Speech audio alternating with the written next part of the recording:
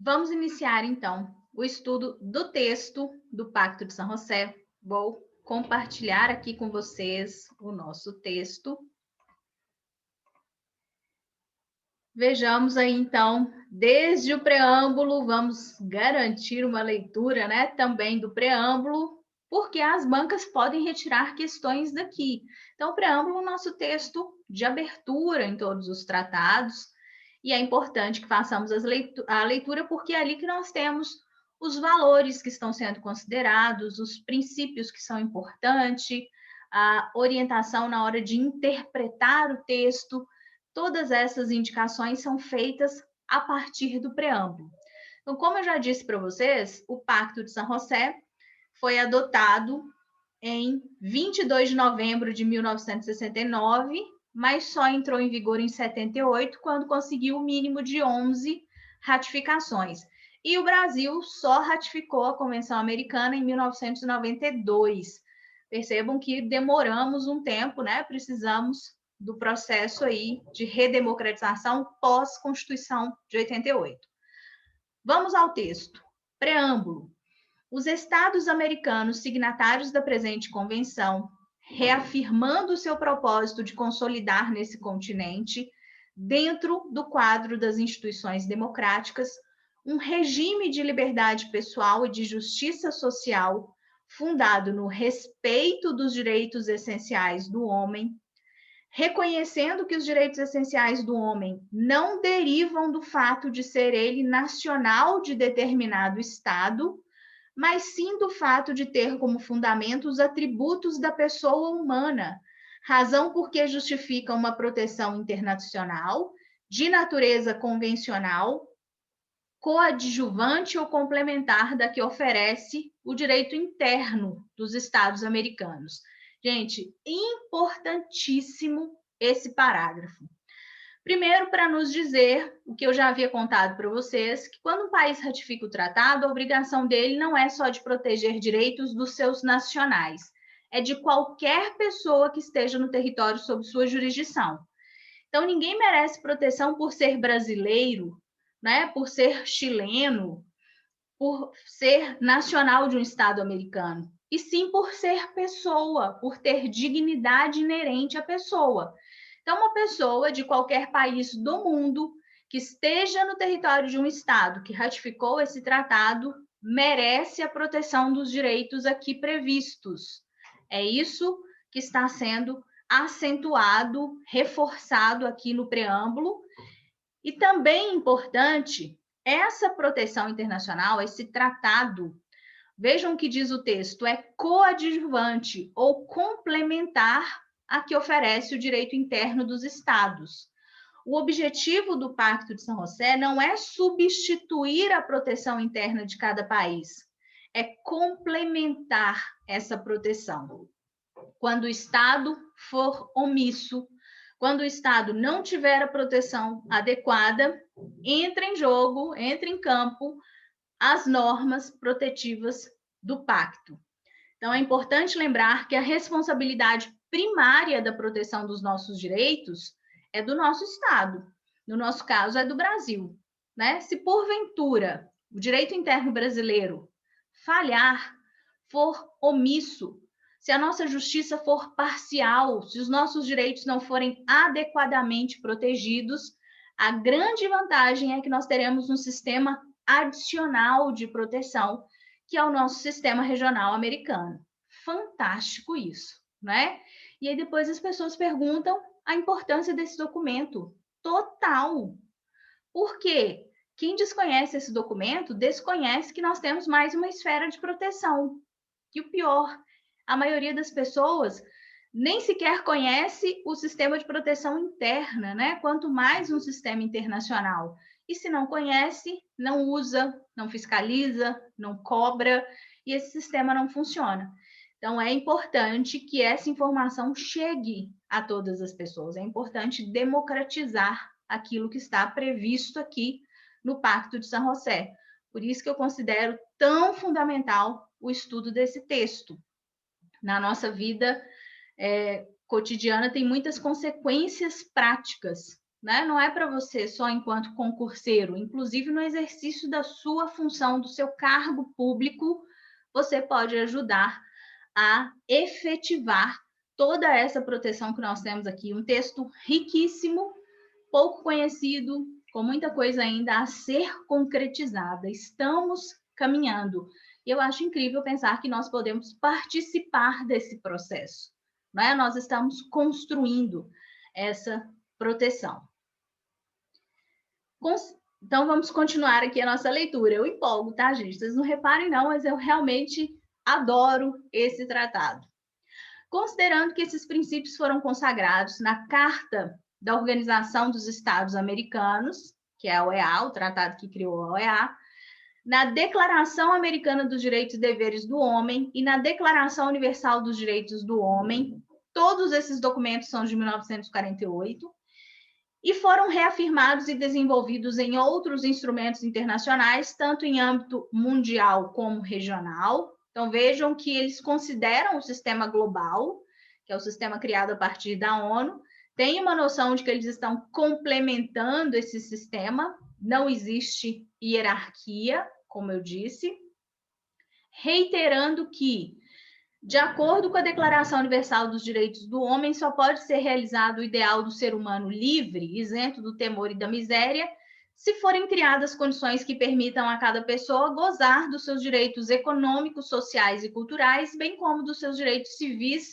e políticos, e considerando que a terceira Conferência Interamericana Extraordinária, que ocorreu em Buenos Aires em 1967, aprovou a incorporação à própria Carta da Organização de normas mais amplas sobre direitos econômicos, sociais e educacionais e resolveu que uma Convenção Interamericana sobre Direitos Humanos determinasse a estrutura, competência e processo dos órgãos encarregados dessa matéria, convieram no seguinte.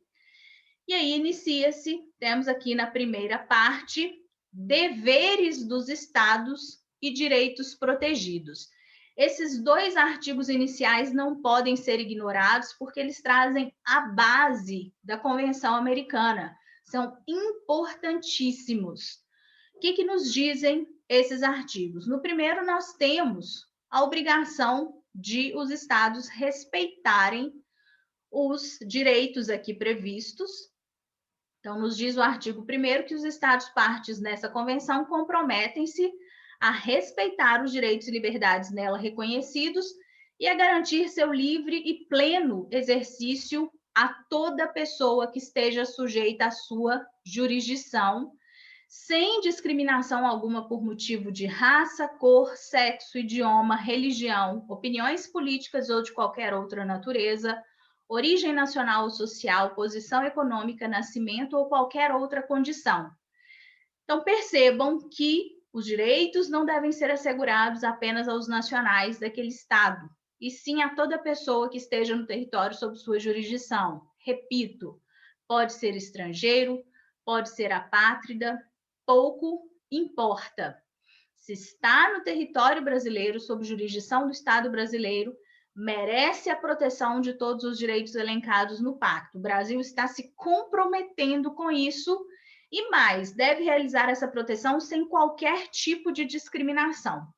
E vejam que interessante, no item número 2, diz o texto, para os efeitos dessa convenção, pessoa é todo ser humano. Então, não existe essa previsão, por exemplo, né, na Declaração Universal dos Direitos Humanos. Mas aqui no Pacto de São José, isso já foi questionado em prova, se é verdade que o pacto define o que é pessoa. Sim, pessoa, para fins desse tratado, é todo ser humano. Então, para deixar bem claro que basta ser pessoa para ser titular de todos esses direitos, é o que a Hannah Arendt determinou, né? Ou, como é que se diz? Conceituou como o direito a ter direitos, que é o nosso direito mais básico, né? Que é o direito que deve ser garantido em primeiro lugar, que decorre da própria dignidade humana. Então, não é preciso cumprir nenhum requisito, basta ser pessoa para sermos titulares de todos os direitos aqui elencados.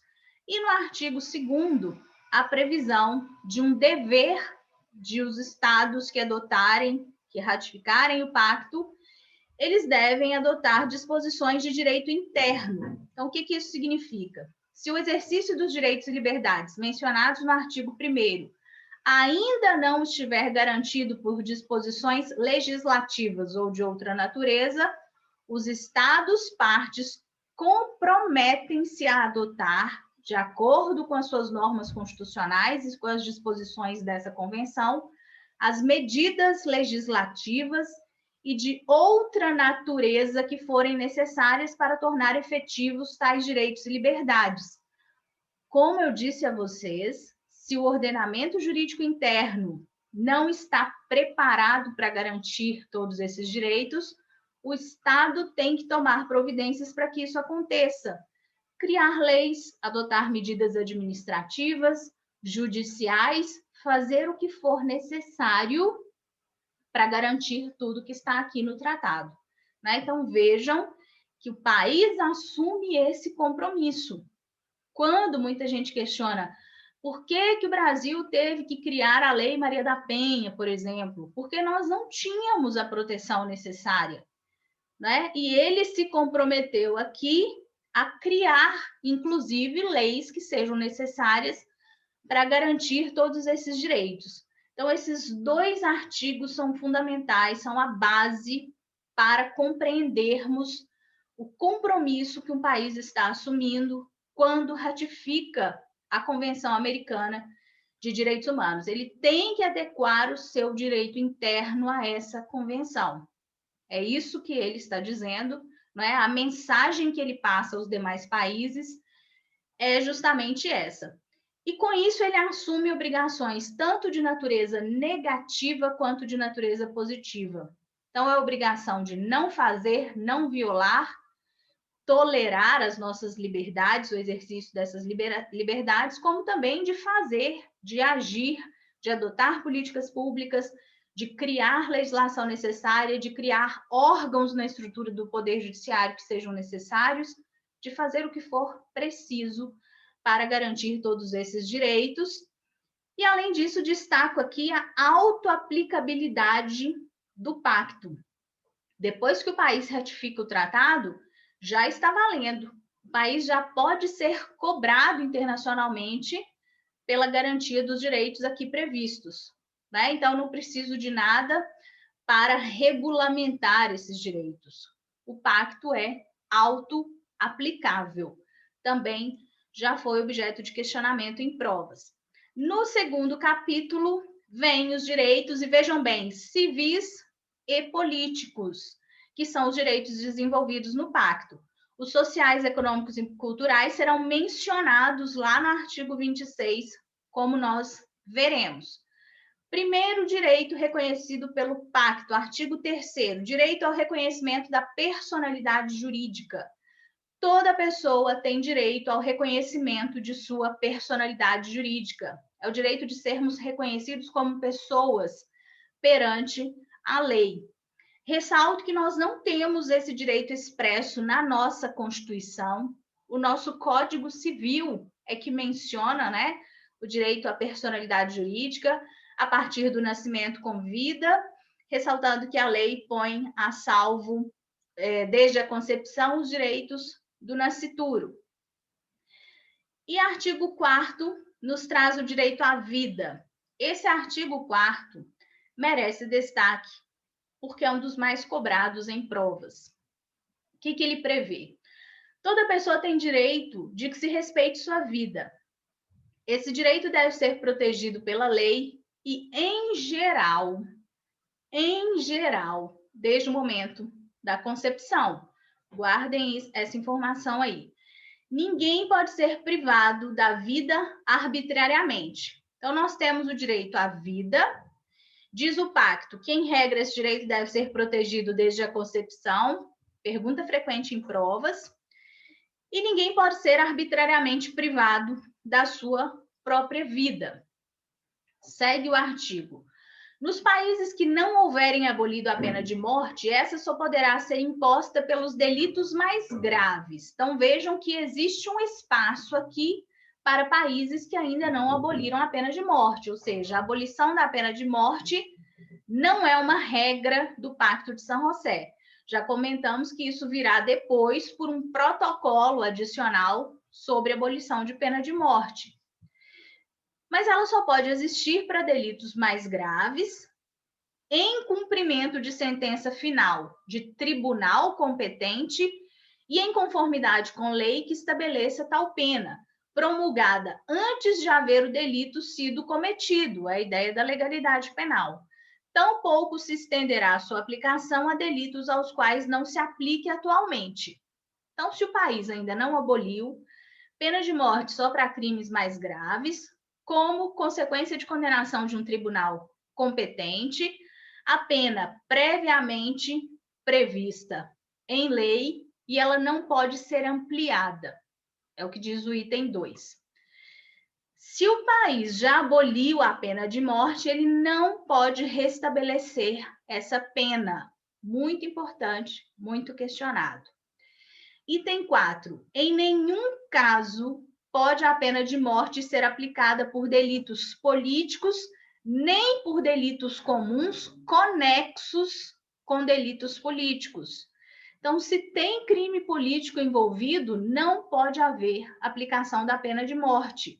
Ainda que seja um crime comum, conexo com político, não é possível aplicação da pena de morte. Um dos itens mais cobrados em provas. Não se deve impor a pena de morte à pessoa que, no momento da perpetração do delito, for menor de 18 anos. Cuidado com isso. No momento do delito, da prática do crime, menor de 18 anos ou maior de 70, nem aplicá-la à mulher em estado de gravidez. Então, a questão da idade, nós vamos analisar o momento da prática do crime, né? Se for menor de 18 ou maior de 70, não pode.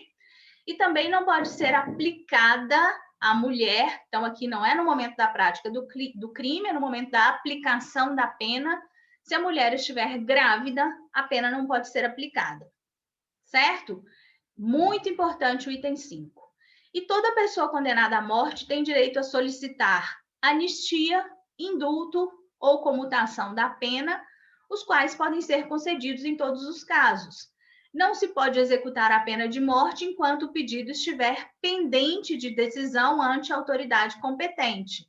Então, estamos falando aqui de um pedido de perdão da pena, anistia e indulto, ou de comutação da pena, substituição da pena de morte por outra. Então, toda pessoa tem o direito de fazer esse pedido perante o Estado. Enquanto não obtiver uma resposta, obviamente, a pena não pode ser executada. Isso, infelizmente, acontece, né? Não foi aqui nas Américas, mas tivemos um caso no Irã, em que uma mulher foi condenada à pena de morte por adultério, e ela fez esse pedido considerando um tratado da ONU, e antes mesmo da resposta, essa mulher foi executada, né? Então, isso aqui não se baseia só em situações hipotéticas, né? Infelizmente, se baseia também em situações que são concretas, não aqui no nosso país, mas em outros. Então, aqui eu coloquei para vocês uma explicação, que foram os comentários que eu já fiz, né, ao longo do texto. O Fábio Conder Comparato, ele faz uma observação importante quando ele fala desse direito de ser reconhecido como pessoa. Ele diz que a denegação máxima desse direito é submeter alguém à escravidão, porque isso, né, é denegar a própria dignidade humana. E em países como nós, que tivemos aí um passado de escravidão, infelizmente, né, é difícil compreender a necessidade de políticas públicas afirmativas para corrigir essas desigualdades históricas.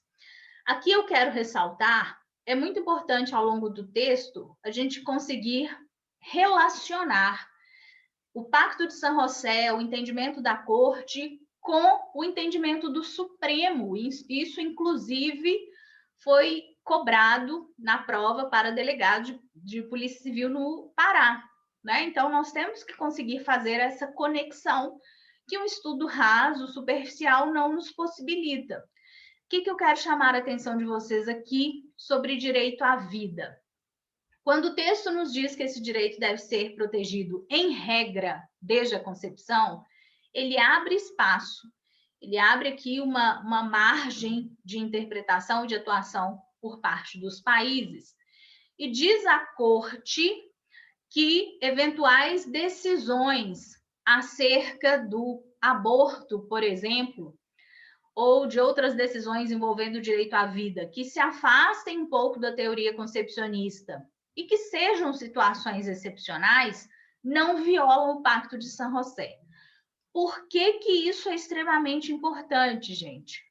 Porque, a partir desse posicionamento da Corte, nós conseguimos observar que decisões importantes do STF, como a interrupção da gravidez no caso de anencefalia e as pesquisas com células tronco embrionárias, dois casos importantíssimos em que o Supremo se afastou da teoria concepcionista, essas decisões do STF não violam a Convenção Americana de Direitos Humanos, bem como a decisão mais recente, né? O relator foi o Barroso, que não criminalizou o aborto no primeiro trimestre de gestação. Esses dias até chegou um outro habeas corpus lá no Supremo, ele pediu vista, né? Vamos acompanhar aí cenas do próximo capítulo, mas já é importante dizer que o Estado teria essa margem interpretativa, porque o pacto não diz que a proteção da vida é desde a concepção de forma absoluta, diz que em regra. Então, essas interpretações feitas pelo Supremo não violam o Pacto de San José. Agora, se aparece para vocês em uma prova, o Pacto de San José adota como regra teoria concepcionista, o que vocês vão marcar? Correto. Só que não é de uma forma absoluta, né? Ele nos diz que, em regra, adota-se a teoria concepcionista. Então, façam sempre essa interpretação. Já vimos as previsões sobre pena de morte, que são as mais cobradas em provas. Vimos aqui, também já comentei com vocês, né, que o pacto não trouxe a abolição da pena de morte de forma peremptiva, isso só aconteceu com o protocolo adicional à abolição da pena de morte, que é de 1990. O Brasil já ratificou esse protocolo e conseguiu manter a nossa pena de morte prevista constitucionalmente, que é a pena de morte em caso de guerra declarada, porque o próprio protocolo traz essa ressalva, o que é, no mínimo, curioso, né? Então, coloquei aí para vocês. E lembrem-se que a pena de morte não pode ser aplicada a delitos políticos e nem comuns conexos políticos, nem a menores de 18, maiores de 70, e nem a mulheres que, no momento da aplicação da pena, estejam grávidas. Resguarda-se o direito do condenado de pedir anistia, indulto e comutação da pena. Então, repito, esse artigo 4º merece atenção especial e é sempre muito cobrado pelas bancas. Vamos encerrar por aqui. Daqui a pouco nós voltamos com o artigo 5º e temos muitas considerações importantes para trazermos aí também sobre o artigo 5º.